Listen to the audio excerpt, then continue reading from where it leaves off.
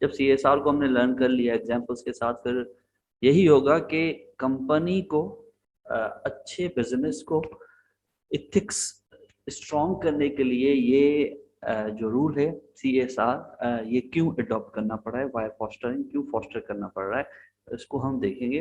And further we will know about कि किस तरह से एक ऑर्गेनाइजेशन इथिक्स को इम्प्रूव कर सकता है, what are the steps that the organisation need to follow to enhance their ethical environment. In the last, we will get familiarized with the code of ethics and different societies of the code of ethics. तो जब हमने एक ethics को CSR को पढ़ लिया, तो at the end हम ये देखेंगे कि being an IT specialist कि कौन कौन सी societies हैं IT related या computer related, जो उनके हम कोड ऑफ एथिक्स को देखेंगे, उन सोसाइटीज के बारे में आपको बेसिक नॉलेज देंगे। एंड फर्दर देखेंगे कि कौन कौन से कोड ऑफ एथिक्स हैं जो वो सोसाइटीज को वो चीजें फॉलो अप करनी पड़ रही हैं। So let's begin with the CSR।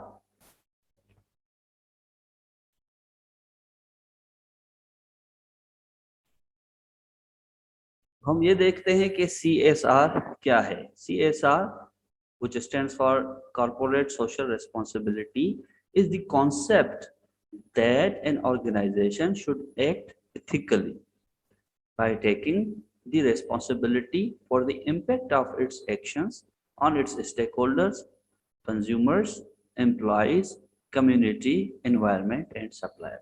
CSR एक जो है कॉन्सेप्ट दिया गया जिसका बेसिक मकसद यही है कि जो भी स्टेक होल्डर्स हैं, सप्लायर्स हैं, कंज्यूमर्स हैं, एम्प्लॉयज हैं, किसी भी वर्क एनवायरनमेंट, मतलब कोई भी ऑर्गेनाइजेशन के साथ जितने भी नंबर ऑफ पीपल अटैच्ड हैं, उस ऑर्गेनाइजेशन के साथ जो लिंक हैं, तो CSR ये बताता है कि वो ऑर्गेनाइजेशन कुछ प्रिकॉशनरी मेजर होते हैं, उसी के साथ साथ फिर कोई कोड ऑफ कंडक्ट होता है कि उनको फॉलो अप करते हुए एक ऑर्गेनाइजेशन में जितने भी ये इंटर रिलेटेड पर्सन है उनको एथिकली बिहेव करना चाहिए। अब जो ऑर्गेनाइजेशन है वो CSR डिफरेंट तरीकों से, डिफरेंट टैक्टिक्स से अप्लाई कर सकती है। फॉर एग्जाम्पल, कुछ ऑर्गेनाइजेशन है कि from donating portion of the net profit to the charity. अब कुछ कंपनीज होती हैं जो डिफरेंट चैरिटीज बनाती हैं, तो जो कॉर्पोरेट सोशल रिस्पॉन्सिबिलिटी है वो कंपनीज चैरिटी बनाकर तो अपने जो भी एम्प्लॉयज हैं उनको इनकरेज करती है। दूसरा तरीकेकार ये है कि बाय एजुकेटिंग द पीपल और the employees in the company. फिर जो भी ट्रेनिंग्स हैं, अगर किसी ऑर्गेनाइजेशन में कोई कहता है कि मैं अपने स्किल्स एनहेंस करने के लिए I would attend the training, तो वो जब ट्रेनिंग अटेंड करेगा तो कंपनी उसको उस ट्रेनिंग के प्रॉपर जो भी उसकी ट्यूशन फी होगी उस मतलब उस कंपनी उनको एजुकेट कर रही है बाय प्रोवाइडिंग सम फंड। तो CSR goals, setting CSR goals का बेसिक मकसद है that encourage the organisation to achieve higher moral and ethical standards. Company जो है उसको जब हाई स्टैंडर्ड या हाई एथिकल बिहेवियर अचीव करने होते हैं तो उनको ये CSR एडॉप्ट करना पड़ता है। जो भी ऑर्गेनाइजेशन है वो अपने जो कॉर्पोरेट रेस्पॉन्सिबिलिटीज के एरियाज हैं वो बहुत ज्यादा इम्पोर्टेंट। अब कॉर्पोरेट सेक्टर के एरियाज कौन से हैं? मिसाल के तौर पर अगर बैंक है तो बैंक के लिए उसके कस्टमर्स बहुत इंपॉर्टेंट है, तो कस्टमर्स के लिए कौन से कोड ऑफ एथिक्स होना चाहिए, और इसी तरह से उनकी मतलब wide range of corporate responsibility होती है। तो जो CSR है उसको अफेक्टिव बनाने के लिए कुछ मुख्तलिफ किस्म के इनिशिएटिव्स डिफाइन किए जाते हैं। जो उनके एम्प्लॉयज हैं उनको फंड किया जाता है, मुख्तलिफ किस्म से टैक्टिक्स हैं, ठीक है। अब वो जो आगे टैक्टिक्स है उनको भी हम देखेंगे। Next slide.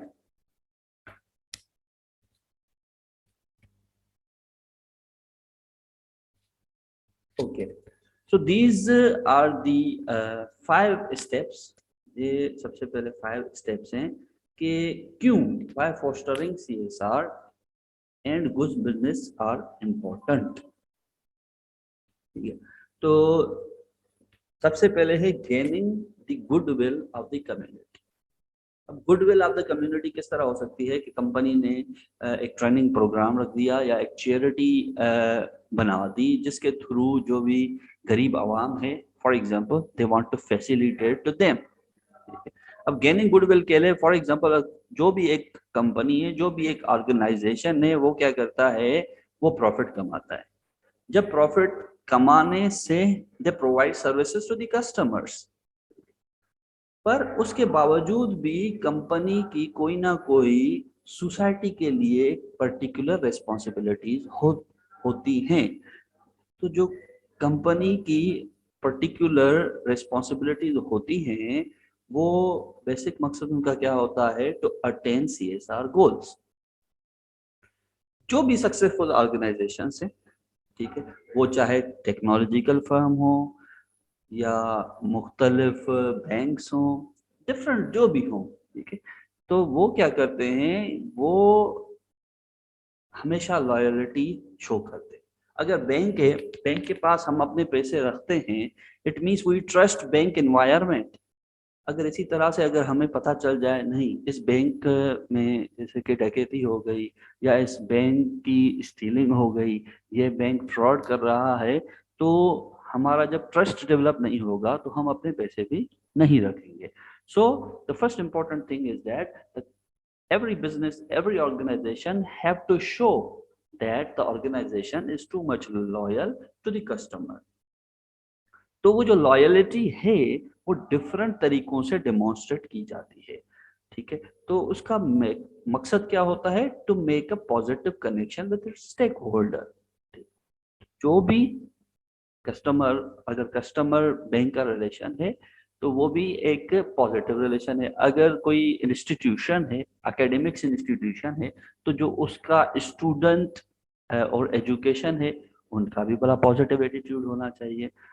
अच्छा, स्टेक होल्डर क्या होता है, stake holder is someone who stands to gain और lose depending on how particular situation is resolve. तो जो भी बहुत ज्यादा ऑर्गेनाइजेशन हैं वो डिफरेंट सोशल सपोर्ट प्रोग्राम्स जो है ऑर्गेनाइज करते हैं. उनका जो है मुख्तलिफ चैरिटी इवेंट्स ऑर्गेनाइज करते हैं. उनसे क्या होता है, they provide benefits for the employees in excess any legal requirements. ठीक है, अब इसकी मुख्तलिफ एग्जाम्पल हम आगे देखेंगे. Gaining the goodwill of the community, तो वो उनका मकसद क्या होता है कि जो भी कम्युनिटी के लोग हैं उनकी गुडविल को. Creating an organisation that operates consistently. जो भी ऑर्गेनाइजेशन है उसमें कंसिस्टेंसी बहुत इंपॉर्टेंट होती है. ये आगे प्रीवियस लेक्चर में भी डिस्कस की थी चीज कि हम ऑर्गेनाइजेशन को अगर कंसिस्ट नहीं बनाएंगे तो जो उसके साथ इंटरलिंक्ड पर्सन है they do not trust to the organisation. अब मिसाल के तौर पर अगर यूनिवर्सिटी है, एजुकेशन इंस्टीट्यूट है या कोई सोसाइटी है, जैसे यूनिवर्सिटीज में भी मुख्तलिफ किस्म की सोसाइटीज होती हैं. वो सोसाइटीज किस लिए बनाई जाती हैं, just to attract to the student to participate somewhere. अब यूनिवर्सिटी में एक मिसाल के तौर पर एक सोसाइटी बनाई गई जिसका काम है आप इवेंट्स ऑर्गेनाइज करो. ठीक है, अब जब वो सोसाइटी एक इवेंट्स ऑर्गेनाइज करेगी, मिसाल उनकी अगर जो कंसिस्टेंटी है, पहले साल में, पहले महीने में उन्होंने परफॉर्मेंस अच्छी दिखाई, उन्होंने 2-3 अच्छे इवेंट्स ऑर्गेनाइज किए, but after few months they do not do like the way they did before. तो इससे क्या होगा, तो जो सोसाइटी के साथ इंटरलिंक्ड पर्सन्स थे वो कहेंगे दे do not have the consistently. तो वो जो उनकी परफॉर्मेंस है वो डिक्लाइन हो गई. क्यों? क्योंकि कंसिस्टेंट नहीं थे. तो फैसिलिटीज प्रोवाइड करने के लिए, कस्टमर्स को अट्रैक्ट करने के लिए, पीपल को अट्रैक्ट करने के लिए जो भी ऑर्गेनाइज, एक मैंने ये तो एक लो लेवल की एग्जांपल दी, हाई लेवल पे जो भी बड़ा ऑर्गेनाइजेशन होता है, बैंक से, अगर बैंक्स की किसी की अब कंपटीशन बढ़ गया, मुख्तलिफ बैंक्स आ गई, तो बैंक में होता क्या है, अब कोई सॉफ्टवेयर हाउस है, अगर वो सॉफ्टवेयर हाउस, आजकल की टेक्नोलॉजी इवॉल्व हो गई, एआई पे काम कर रहा है, आर्टिफिशियल इंटेलिजेंस, अगर वो सॉफ्टवेयर उस टेक्नोलॉजी को रिक्वायरमेंट, अगर कोई पर्सन गया कहे मुझे सॉफ्टवेयर बनाना है related to AI, they say no we do not provide services, तो कस्टमर जो आया वो कहेगा नहीं, मतलब इनके पास लेटेस्ट टेक्नोलॉजी नहीं है। इवन इसकी फॉर एग्जांपल, अगर कंपनी के पास एक कुछ एम्प्लॉइज थे जो पहले अच्छे किस्म के सॉफ्टवेयर बनाते थे, पर वो एम्प्लॉइज बार बार ड्यू टू प्रेशर होने की वजह से वो एम्प्लॉइज छोड़ गए अच्छे, तो कंपनी को उस कैपेबिलिटी के अगर पर्सन्स नहीं मिल सकते, तो होगा क्या, होगा यूं कि जो उनके पास प्रोजेक्ट्स आएंगे they do not fulfil the criteria. So जो स्टेक होल्डर हैं वो यही कहेंगे कंपनी की कंसिस्टेंसी डिक्लाइन हो गई है। Fostering good business practice, the third one is fostering good business practices. Her business में एक प्रैक्टिसेस होती हैं, जैसे हम इस कोर्स को पढ़ रहे हैं, देट आर प्रोफेशनल प्रैक्टिसेस, इसी तरह से बिजनेस मतलब की एक गुड प्रैक्टिसेस का मतलब एथिकल बिहेवियर अच्छा होना चाहिए, मॉरल बिहेवियर अच्छा होना चाहिए, उनके जो एनवायरनमेंट है वो अच्छा होना चाहिए। जब वो नहीं होगा, it mean they are not fostering good business practices. उनके बीच में जो भी प्रैक्टिसेस हो रही हैं, जो भी चीजें एग्जिस्ट कर रही हैं, तो गुड प्रैक्टिसेस ही होनी चाहिए। Protecting the organisation and its employees from legal action. Legal actions, हमने लीगल पढ़ा था कि that are related to law and are decided by the government. तो जो भी लीगल एक्शंस हैं, मिसाल के तौर पर गवर्नमेंट ने डिफाइन किया है ये रूल एग्जिस्ट नहीं कर सकता, या सुप्रीम कोर्ट ने कोई भी चीज एम्प्लॉय के लिए एग्जिस्ट की है, तो अगर वो एम्प्लॉय उस चीज को फॉलो अप नहीं करेगा तो क्या होगा, उस पे कोई ना कोई लीगल एक्शन लिया जाएगा। So the protecting the organisation and its employees from legal action. जब भी अगर मैं कोई कंपनी खोल रहा हूँ, सबसे पहले मुझे उसके जो लॉ के फॉलो हैं, अगर मैं उनको फॉलो अप नहीं करूंगा, it means I am not doing that legally. चाहे वो एम्प्लॉयज हो, चाहे वो कस्टमर्स हो, उनको हमेशा प्रोटेक्ट करना चाहिए ताकि इलीगल काम ना हो, क्योंकि इलीगल जब काम होगा उससे क्या होगा, तो कंपनी का भी बुरा होगा और ऑर्गेनाइजेशन का भी फेम बहुत कम हो जाता है। तो ये जो चीज है, one way to do this is to establish effective ethics and compliance programmes. Organisation और एम्प्लॉयज लीगल एक्शंस से अवॉइड तब कर सकते हैं, they can be protected if and only if the company or the organization develop the effective ethics and compliance programs। पर होता क्या है, कुछ जो लोग हैं वो आर्ग्यू करते हैं, वो बहस करते हैं कि कंपनी के जो ऑफिसर्स हैं, ठीक है, वो अच्छी तरह से बिहेव नहीं कर रहे। अब वो क्यों नहीं कर रहे, क्योंकि जो उनके एथिक्स प्रोग्राम हैं वो कोई ना कोई क्रिमिनल एक्टिविटी, अब जैसे कि करप्शन है, अगर कोई जो अपर लेवल का बंदा है अगर वही कोई करप्शन करता है, it means if lower person came to know, it would be effective to protect the organization because he knows he is breaking the law. Last but not the least, avoiding unfavorable publicity। अब public reputation हर company के लिए बहुत important होती है।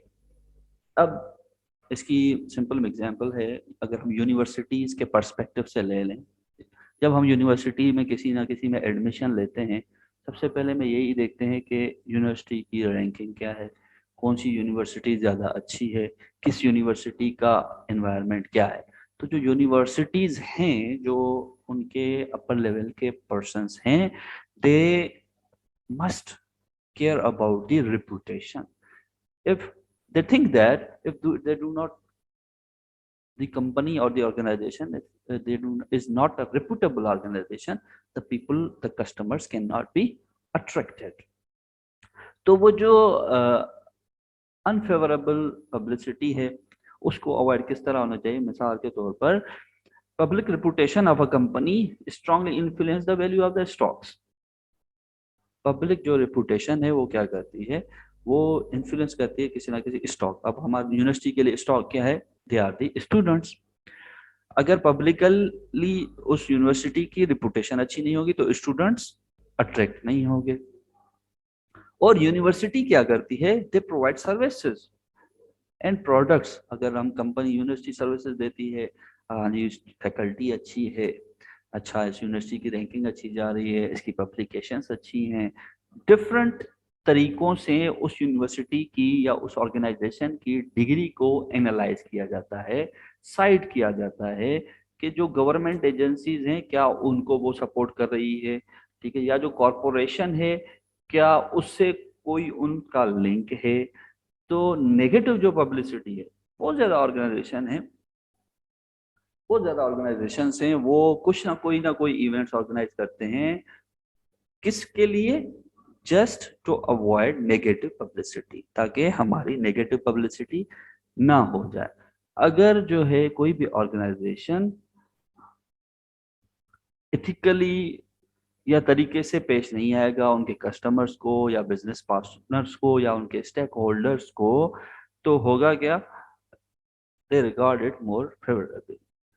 तो जो publicity होगी वो अच्छी तरह पेश नहीं आएंगे। विच मीन्स बैंक की एग्जांपल है, जब हम बैंक में जाते हैं तो जो उधर एम्प्लॉयज बैठे होते हैं अगर वो हमें सही तरह से फैसिलिटेट ना करें तो हम क्या कहेंगे कि they are not doing a good business. क्यों? क्योंकि हमें सेटिस्फैक्टरी रिजल्ट नहीं मिला।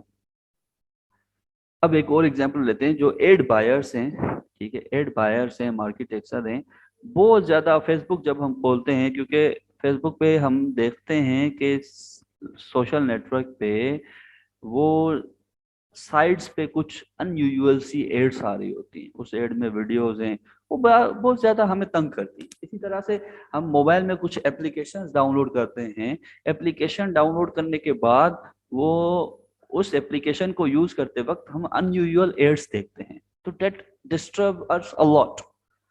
तो जो हम ये कहते हैं कि यार इस कंपनी की एपीपी अच्छी नहीं है, इसकी पब्लिसिटी अच्छी नहीं है। मुख्तलिफ अगर हम कोई प्रेयर के लिए एपीपी करते हैं उसमें बहुत ज्यादा एपीपी हैं, कुछ होती हैं जो एडवर्टाइजमेंट साइड में आ जाती हैं, हम कोई भी ओपन करते हैं, कोई भी ऑपरेशन उस पर अप्लाई करते हैं, वो डायरेक्टली उसको एड्स दे देता है। तो we think that these are too much hectic, वो बहुत ज्यादा परेशान करती हैं कि यार these are exaggerating too much. तो हम क्या करते हैं, उनको ब्लॉक कर देते हैं, हम कहते हैं नहीं ये एपीपी अच्छी नहीं है। इसी तरह से फेसबुक पे होता है, यूट्यूब पे भी एडवर्टाइजमेंट आती है, हम कोई वीडियो चलाते हैं उससे पहले 3 सेकंड्स 5 सेकंड्स 20 सेकंड्स की एडवर्टाइजमेंट आती है। बट इफ यू अगर हम लॉग इन कर देते हैं तो उसके बाद कोई भी वीडियो नहीं आती। और टीवी के जो चैनल्स हैं उनकी भी एडवर्टाइजमेंट, हम अगर कोई मूवी चल रही है, कोई ड्रामा चल रहा है या कोई न्यूज चल रही है, उनके बीच में एडवर्टाइजमेंट आती है। हमारा ये होता है कि हम उस चीज को ज्यादा प्रायोरिटी करते हैं जिसमें एडवर्टाइजमेंट कम हो, because it saves our time. तो ये चीजें अनफेवरेबल पब्लिसिटी जो भी है एडवर्टाइजमेंट की, जो फेसबुक पे सोशल नेटवर्क्स पे आती है, वो हमें पर्सनली जो यूजर्स हैं उनको पसंद नहीं होती, ठीक है। तो एक रिपोर्ट है कि Facebook was not including the view of 3 seconds. तो जो फेसबुक है वो बहुत ज्यादा साइड में एडवर्टाइजमेंट करता है। तो बिकॉज अब वो एडवर्टाइजमेंट किस तरह करता है, because it wants to earn a lot of money, क्योंकि उनको एडवर्टाइजमेंट से पैसे ही मिलते हैं। So there are some examples in which some of the companies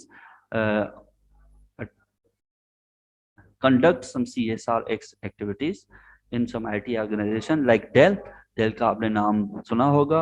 तो Dell ने बहुत ज़्यादा has several initiatives aimed at reducing the amount of natural resources it takes to create and ship its product, cutting the amount of energy it takes its customers to use its products and curbing the effects its products have no on people and the planet.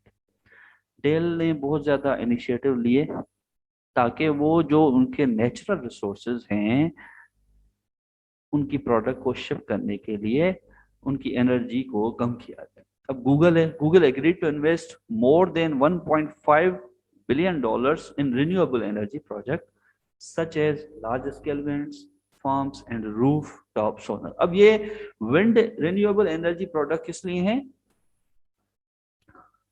CSR activity. अब इससे होगा क्या? Google, हाँ हम लोग कहेंगे यार ये कंपनी गूगल बहुत अच्छी है because it is facilitating, it is organising a lot of renewable project. क्यों? अब रिन्यूएबल प्रोजेक्ट आजकल बहुत ज़्यादा एनहेंस हो रहे हैं क्योंकि लाइक सोलर सिस्टम और विंड स्केल फार्म। तो हम कहते हैं हाँ, अब ये हुआ क्या? अब कंपनी इतना क्यों खर्च कर रही है 1.5 billion dollars just CSR, corporate social responsibility, ताकि लोग उस कंपनी का फेम को पसंद करें। इसी तरह the next one is Microsoft made $922 million in technology donations to more than 12 lakh non-profit organizations globally, and its employees contributed $117 million to 20,000 non-profits through the company's corporate giving program. Microsoft is one of the famous IT company. तो उसने क्या किया? मुख्तलिफ जो technologies हैं, जो companies technologies पे काम कर रही हैं, they provide donations to them. अब इतना खर्चा किया किस पे? Non profit organisation globally, and its employ contribute. फिर उधर ही एम्प्लॉइज कंट्रीब्यूट करते हैं ताकि जो है कंपनी का जो कॉर्पोरेट प्रोग्राम है वो ज्यादा से ज्यादा फेमस रहे। अब पाकिस्तान की एग्जांपल है PTCL, which is one of the largest IT company in Pakistan, conducted a national-wide blood donation drive under its राजकार program. PTCL ने एक राजकार प्रोग्राम लॉन्च किया था।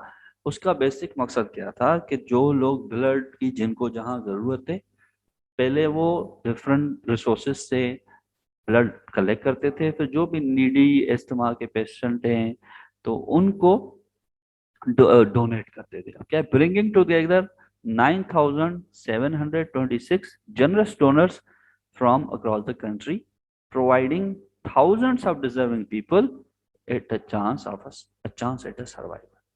अभी रिसेंटली अगर एक और एग्जांपल लें CSR की, अगर आपने नोट किया हो COVID-19 में डिफरेंट बैंक्स ने, Nizam bank, HPL bank, there are numerous banks which have organized drive through vaccination.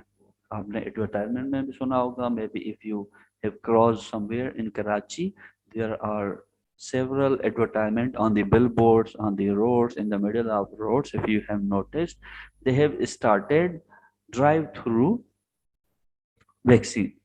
अब वो क्यों की? ताकि as much as people should start vaccinating.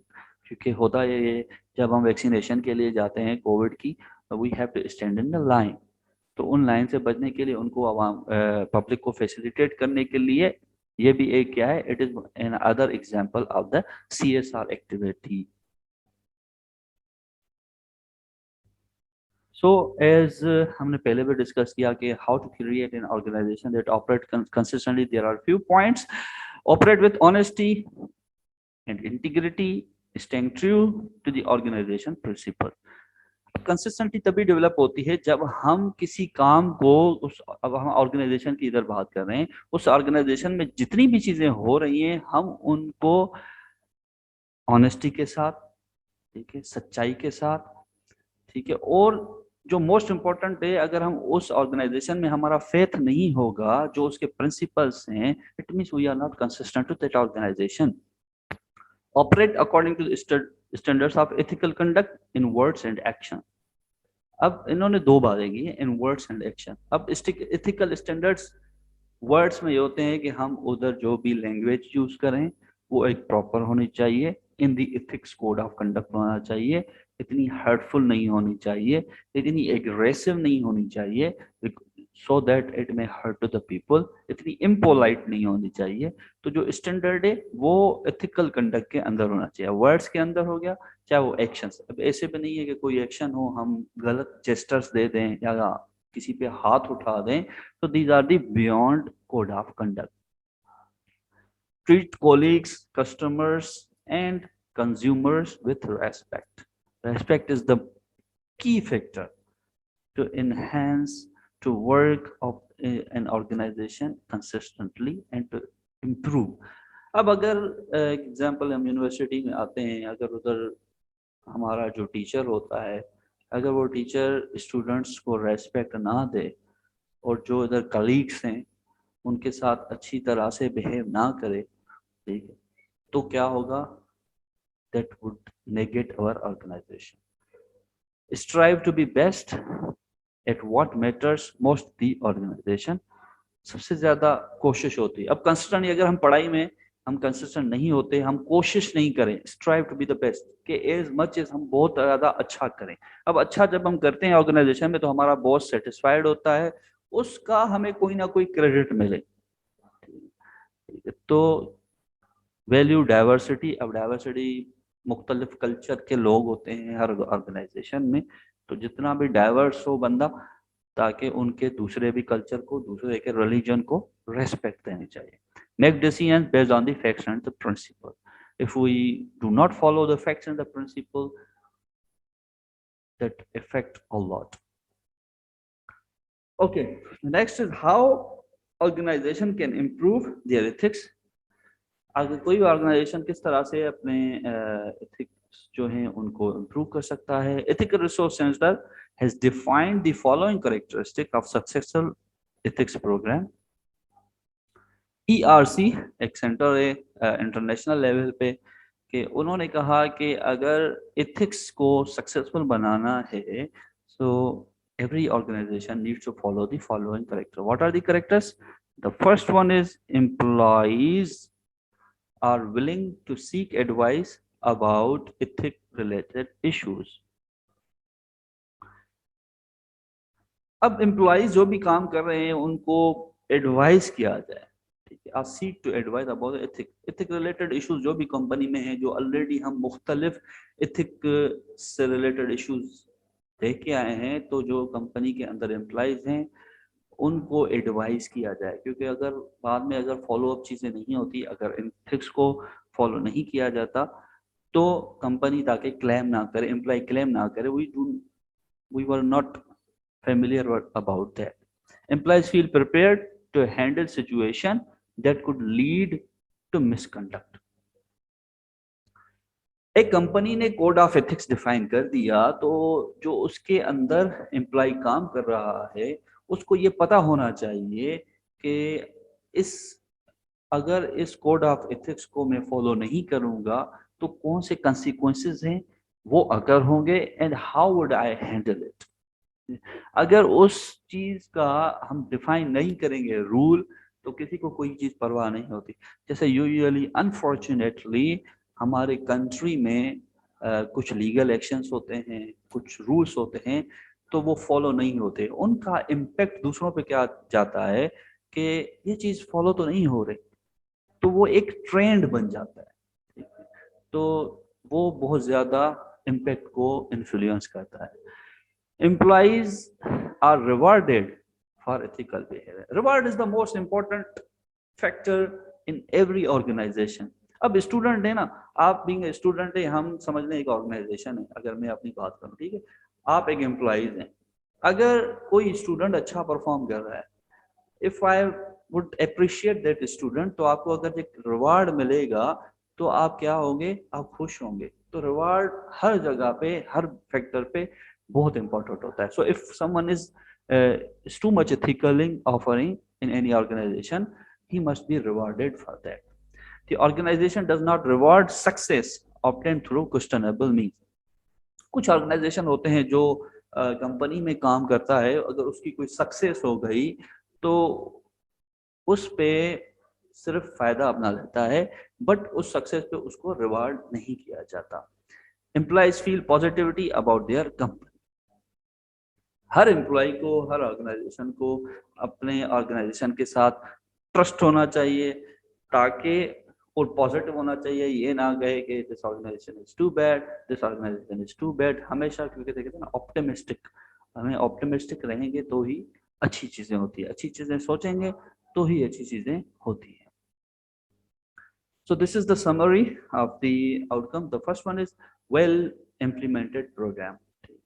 अब वेल इम्प्लीमेंटेड प्रोग्राम, कंपनीज जो भी है एथिक्स को फॉलो करने के लिए मुख्तलिफ प्रोग्राम, मुख्तलिफ ट्रेनिंग प्रोवाइड कर सकती है, ठीक है, और स्ट्रॉन्ग एथिकल कल्चर, तो उसका आउटकम्स क्या आएंगे? Outcomes reduce pressure for the misconduct. अगर एथिकल कल्चर स्ट्रॉन्ग होगा तो क्या होगा, उन पे जो प्रेशर होगा, अगर थोड़ी लीनियंसी दे देंगे, अगर किसी ऑर्गेनाइजेशन एम्प्लॉय को लीनियंसी मिलती है, समटाइम्स कुछ लोग उसका नाजायज फायदा उठाते हैं, ठीक है, पर अगर उस प्रेशर का, उस जो एथिकल बिहेवियर है उसको अगर प्रेशर कम किया जाए तो कंपनी वाला लीनियंस रहता है। हाँ, रूल्स थोड़े लीनियंट हैं। डिक्रीज इन ऑब्जर्व्ड मिसकंडक्ट, उसके आउटकम क्या आएगा कि जो भी मिसकंडक्ट होगा, जब वो ऑब्जर्व करेगा थ्रू सेवरल एस्पेक्ट, वो भी कम हो जाएगा। अगर ये दो चीजें हम पहले वेल इम्प्लीमेंटेड प्रोग्राम करें कंपनीज, ठीक है, और स्ट्रॉन्ग एथिकल कल्चर डेवलप करें, increase reporting of misconduct, well implemented rules, और मेन गोल क्या होना चाहिए? उसका मेन गोल यही है कि टू रिड्यूस एथिक्स रिस्क। तो these are some findings of the surveys कि किस कंपनीज में कौन सी फाइंडिंग्स हुई, जिस परसेंटेज पे बेसिस पर डिफरेंट ईयर्स में, कि इन कंपनीज ने इस एस्पेक्ट से जो है मिसकंडक्ट किया था एथिकल बिहेवियर से। So percentage of the employees who said they witnessed a violation of the law or ethics standards on job.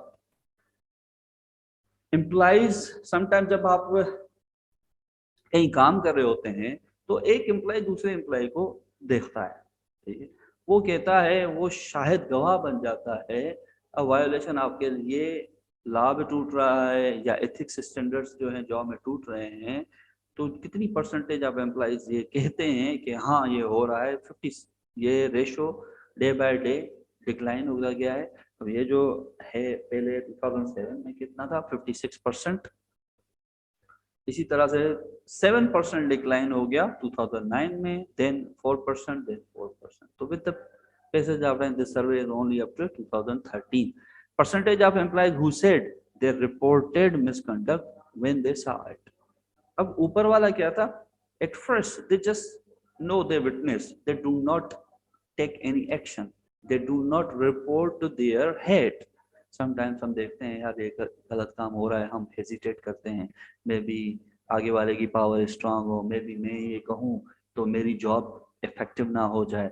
सो वो थी 56%। पर अब ये क्या है, who said they reported misconduct when they saw it. कुछ लोग देखते हैं अगर कोई गलत हो रहा है तो वो डायरेक्टली रिपोर्ट कर देते हैं टू द हेड। तो ये जो रेशो है ये 2007 में 58% था। After the increase 5% it became 63 in 2009। फिर इसी तरह से 2013 में 9 था, तो ये रेशो ऑलमोस्ट सेम रहा है। Percentage of employees who felt pressure to commit an ethics violation. अब इतना प्रेशर आ जाता है किसी कंपनी में ऊपर से बॉस की तरफ से कि हमें जबरदस्ती कोड ऑफ कंडक्ट को तोड़ना पड़ता है, कि एथिक्स की वायलेशन करनी पड़ती है, चाहे वो हम छुप के करें या जिस तरह भी करें। वो क्यों करते हैं? तो वो उसका रेशो बहुत कम है, 10% है। परसेंटेज ऑफ एम्प्लॉइज हु से their business has week ethics culture. अब जब हम किसी कंपनी में, अब जैसे आप एक एम्प्लॉइज हो, मैंने example the, being a student, ये एक कंपनी है, तो हम सोचते हैं कि यार इस यूनिवर्सिटी में ये फैसिलिटीज अच्छी नहीं है, या ये जो एथिकल बिहेवियर है ये अच्छा नहीं है। सारी चीजें इसको समरी करती है। Steps to take improve business ethics, corporation can take to improve business ethics. मुख्तलिफ स्टेप्स हैं जो अगर कंपनी एडॉप्ट करे तो उनके जो एथिक्स हैं वो इम्प्रूव हो जाएंगे, ठीक है। नंबर 1 है अपॉइंट अ कारपोरेट ऑफिसर। अब कॉर्पोरेट ऑफिसर को कॉर्पोरेट कंप्लायंस ऑफिसर भी कहा जाता है। वो क्या करता है बेसिकली, वो कंपनी को एक विजन देता है, ठीक है, विजन देता है और लीडरशिप देता है बिजनेस कंडक्ट करने में, ठीक है। ये जो इसका कॉर्पोरेट ऑर्गेनाइजेशन है वो हमेशा जब भी एम्प्लॉय आता है वो उन एम्प्लॉयज को क्लियर मैसेज दे देते हैं कि एथिक्स की इम्पोर्टेंस कितनी है, ठीक है। अगर कोई भी एथिक्स तोड़ेगा इंडिविजुअली, अगर आप देखोगे इंडिविजुअल एथिक्स को तोड़ते हुए तो आप इमीडिएटली रिपोर्ट करेंगे, ठीक है? और अगर नहीं, और फिर इस डेफिनेटली इसका कोई ना कोई इंचार्ज होगा, मतलब जो हेड होगा उसी को ही कहते हैं कॉर्पोरेट एथिक्स ऑफिसर। फिर जो कॉर्पोरेट एथिक्स ऑफिसर है वो क्या करेगा, वो डायरेक्टली सीईओ को रिपोर्ट करेगा। अब एथिक्स ऑफिसर मुख्तलिफ बैकग्राउंड से आते हैं, मिसाल के तौर पर कोई लीगल स्टाफ से भी हो सकता है, कोई एचआर से भी हो सकता है, कोई फाइनेंस से भी हो सकता है, कोई ऑडिटिंग से भी हो सकता है, कोई सिक्योरिटी या लाइन ऑपरेशन से भी हो सकता है। अब corporate ethics officer mostly businesses जो है अडॉप्ट कर रहे हैं। अब वो क्यों कर रहे हैं, because there has been major business scandals, बहुत ज्यादा बिजनेस के स्कैंडल्स हो रहे हैं। इसी वजह से अब रिसेंटली जैसे स्कैंडल हुआ था बिजनेस का, आपने सुना होगा जेएस बैंक का। फिर कुछ वीक्स पहले एक और हुआ था कि जो बैंक की गाड़ी आती है, वो गाड़ी आई, उन्होंने जो एम्प्लॉइज थे वो उस गाड़ी से उतरे, वो एटीएम के अंदर गए। तो जैसे ही वो एटीएम के अंदर गए, जो ड्राइवर था वो गाड़ी लेकर कहीं चला गया। अब गाड़ी लेकर जैसे ही ड्राइवर चला गया और उसके जो गार्ड थे वो सब मिले हुए थे, तो कहीं उसने बीच में आया चुंदड़ीगढ़ रोड पे आए गए, उसको गाड़ी खड़ी कर दी और पैसे लेकर भाग गए। तो इनको मॉनिटर करने के लिए कॉर्पोरेट एथिक्स ऑफिसर होना चाहिए, बिकॉज क्योंकि वो उन्होंने ब्रेक किया था। The next is require the board of directors to set and model high ethical standard. अब बोर्ड ऑफ डायरेक्टर्स का मकसद क्या होता है कि वो मैनेजमेंट को प्रॉपरली देखते हैं, ठीक है, वो ही रिस्पॉन्सिबल होते हैं अगर कोई ना कोई प्रॉब्लम अगर होती है, किसी पे अगर कोई लीगल एक्शन लेना है तो board of directors he decide करते हैं। कोई भी ऑर्गेनाइजेशन हो, बोर्ड्स का मेन ऑब्जेक्टिव होता है कि वो बिजनेस एक्टिविटीज जितनी भी कंपनी में हो रही हैं, जितने भी benefits of the scholars, they just monitor it. Board of directors fulfill some of its responsibilities directly and assigns others to various committees. Board of director सिर्फ डे टू डे ऑपरेशंस के लिए responsible नहीं होते, ठीक है, वो properly dedicated होते हैं किसके लिए, बेसिकली ऑर्गेनाइजेशन मैनेजमेंट टीम के लिए। उनका काम यही होता है, they just need to supervise it, they do not care about the day to day updation, वो लोअर स्टाफ का काम होता है। जो बोर्ड ऑफ डायरेक्टर्स हैं वो बहुत ही ज्यादा हाई लेवल के एथिकल बिहेवियर होना चाहिए। क्योंकि उनका काम क्या है, because they have to stop the unethical behaviour. अब कुछ different steps, the last is establish a corporate code of ethics. जो भी कंपनी है वो एक इनिशियल में कोई ना कोई कोड ऑफ एथिक्स डिफाइन करती है कि अगर आप ये करोगे तो ये होगा। अब establish by code of ethics क्या है, code of ethics is establish by various professional organisation. उनका मेन मकसद क्या है, to produce a positive effect on judgement. कोई भी जब कोड ऑफ एथिक्स डिफाइन होते हैं तो जो एम्प्लॉइज की जजमेंट होती है वो कोई ना कोई एक पॉजिटिव इफेक्ट डाले। Establish responsibility of the professional to act ethically to the policies and procedures of their employers, professional organization and law of society. Code of ethics इसलिए बनाया जाता है ताकि जो भी उस वर्क एनवायरनमेंट में एम्प्लॉइज काम कर रहे हैं उनके लिए कोई ना कोई पॉलिसीज डिफाइन हो, कोई ना कोई प्रोसीजर्स हो कि इस प्रोसीजर्स को फॉलो करते हुए every employee of the company are responsible to act ethically in this professional organization. Organization assume responsibilities to develop, disseminate and enforce policy. Organization कोई ना कोई policies को develop करता है, बनाता है, ठीक है. Assume responsibilities, उनकी ही responsibilities है कि वो उन policies को अपने employees को force करें, ठीक है, deliberately get that you have to follow. If you break it, then this legal action will be taken. चलें अब इस पे लेक्चर हम एंड करते हैं. In the next lecture we will define code of ethics goals and some societies about the who follow which code of conduct. जैसे कि IEEE का अगर आप ओवरव्यू दे दें, IEEE का नाम आपने सुना होगा, ठीक है. ओके जी, किसी को कोई क्वेश्चन है?